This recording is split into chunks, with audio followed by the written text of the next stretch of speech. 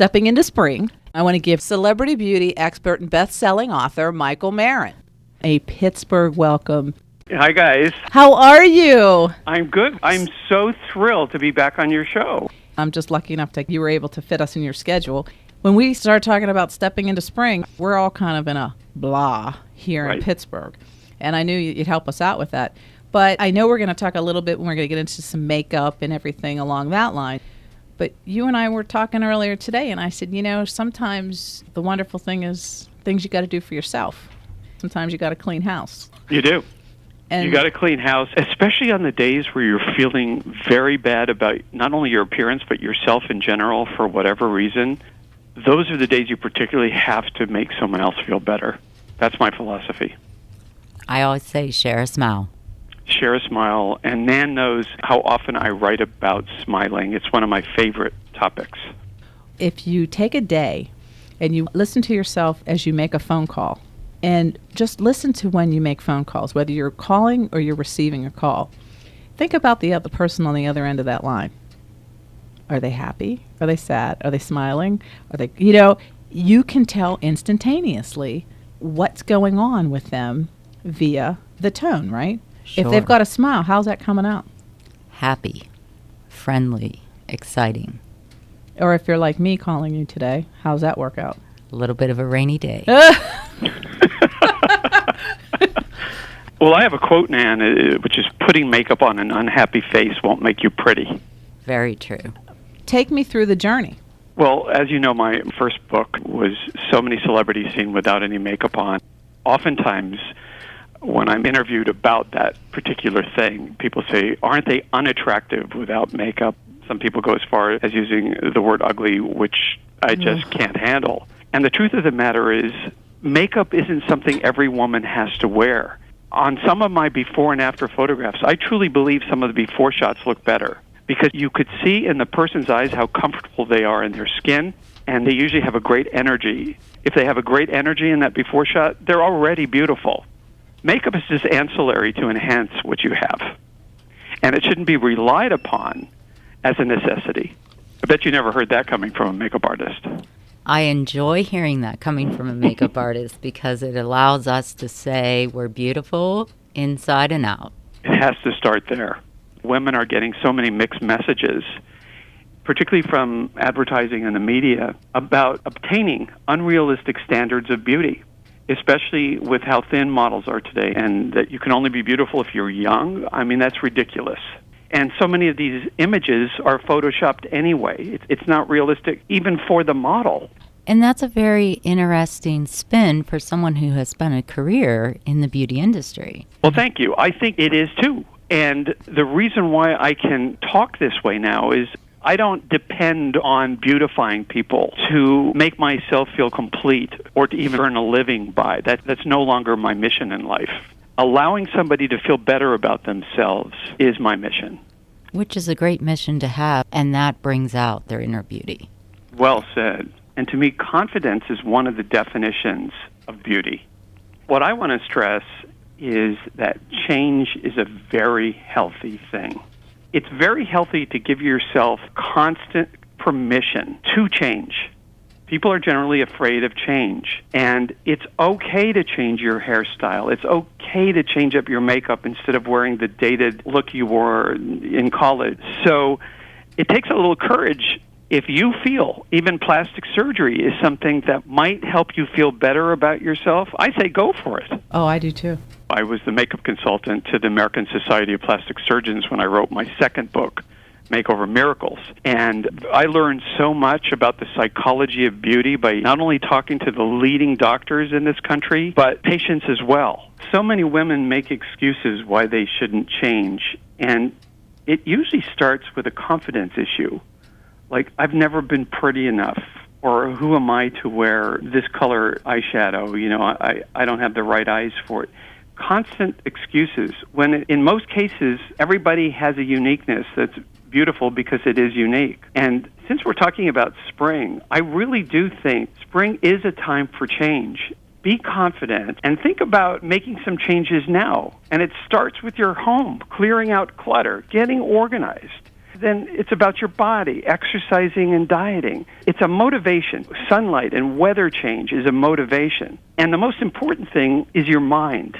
Be around people who brighten your life, and once you let go of negative people, this is another quote of mine, once you let go of negative people, positive ones appear. I didn't make up that quote, though, but I use it all the time.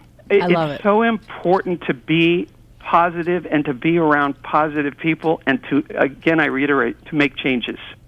And it creates positive energy. Everything sort of works together to invigorate you if you're agreeable to change. And there's degrees of how you do things. Like, for instance, you didn't know that a black eyeliner might work for you because you always thought differently. But you could take a black eyeliner and then go over it with a really soft sage green eyeshadow. And you know what? You still have the beauty of that black eyeliner, but you've just softened the whole look and you gave yourself a smokier eye, and it works even better. I'm just giving you an example. I'm not saying you, Nan, in particular. No, I know. But there's so many degrees of things you could do that break rules that you thought you shouldn't break. If I ask an audience of mine, how many of you can wear red lipstick? You don't see too many hands because women are generally afraid of wearing red lipstick. But what they don't realize is every woman could wear red lipstick depending on how bright it is, how light it is, or how dark it is, or how muted it is, or what color family. Is it cool or warm red? That's what I was going to say, blue or yellow. Yeah, exactly. To match your skin tone. To match your skin tone. But red lipstick will work on everybody depending on whether you need to tone it down, lighten it, brighten it, darken it, whatever. And would you say olive skin would go with a more blue-based or I would, deeper generally. red? But not always. You'd be surprised how beautiful even a warm tone red could look on a golden skin tone. Many rules are meant to be broken. How does the creativeness flow to you with that? I was a portrait artist at the age of 12. Right. So by being a painter, all these things come natural to me. How to mix colors, how to bring something forward or push something back, how to narrow a face with a little bit of contouring or a darker foundation. It's just like painting a portrait. What happens when it goes really bad, though? I'd say that I did a rotten job. Okay. I'm going to start over. I'm going to take that off. I'm going to use a new color. You know, it's like getting a new canvas and repainting the picture. I have to say, you're such a blessing because you're so inspirational when you say it. I mean, it's like he just seals the deal for you, you know? Well, I think I am more inspirational now than I was when I was younger because I think it's more important to make a difference than not.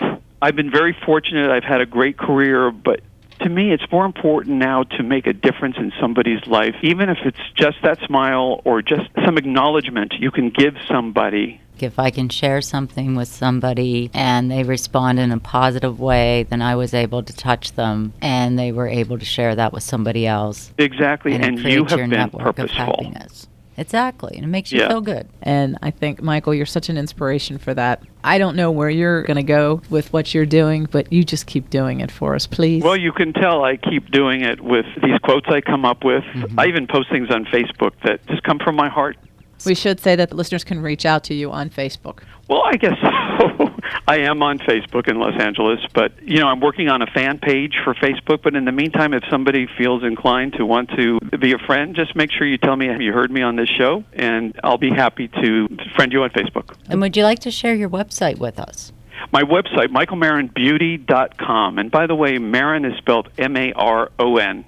And we did look at your website. Well, I have to say, oh, you were all over it. You were, you were this. Nan, did you know this? I'm like, yeah, I've known this for a while. You know, I don't share everything. Some things I got to keep personal. You know, right, Michael? You can't give it all away. Oh no, I'm still a very private person, and that's nice to hear about the website because I've been ignoring it for a while because I've been kind of busy. But I will get back to it. I tend to communicate more with people on Facebook than I do my own website. But I'm going to get back to the website because it allows me to be more professional with the images I do and share with others. And you also had some great advice for those who, as we're talking about stepping into spring, that might be in the job market or changing a job. Fabulous story on on how to dress for the interview. Oh, did you read that? I did. It was That's wonderful. one of the articles I left remaining on my website, Very which good. will apply forever. It's timeless, isn't it, that advice? It's phenomenal. I'm a Thank human you. resource consultant, and I would definitely print it out and share it with anyone who That is asks so me for sweet of you to interviewing say, tips. and I really appreciate that. There's so much struggle right now in the economy and finding jobs, and what we don't need is more struggle on how should we look for these job interviews. It's tough enough to even go on them. Michael, I have one question I just want to get out before we let you go. Enlighten us for spring, because I'm going to tell you right here in Pittsburgh, we are all heading outside. As soon as we get the first ray coming at us, we just need that, dose of vitamin D. Well, that's what I was going to say, Nan. I would rather somebody get more vitamin D than just be so afraid of the sun, because as you age, it is so essential. I don't want to sound like a doctor here, but I believe, even more than calcium, that vitamin D is so critical, and the best place to get it is from the sun, in moderation. We're gonna put that up on Facebook, okay? Oh, really? Okay. I'll talk to you soon. Thank you, Nan. Thank you. Thank you so much, Michael. Bye, Diane. Bye-bye.